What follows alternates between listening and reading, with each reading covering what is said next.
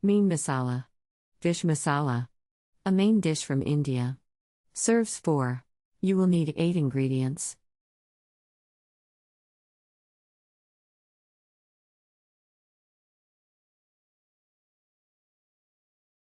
Step 1. Heat oil and fry onions to golden brown.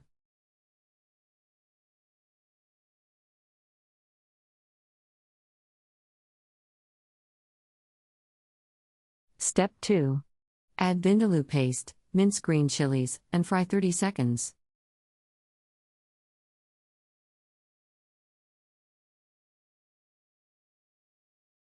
Step 3. Add water. Fry 30 seconds more.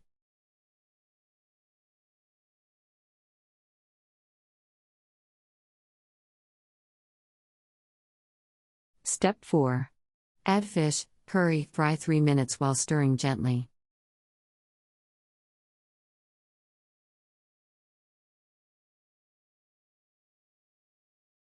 Step 5. Add coriander, salt. Simmer until fish is well coated and water has absorbed or evaporated, approximately 2 minutes. Step 6. Serve hot with boiled rice and papadum.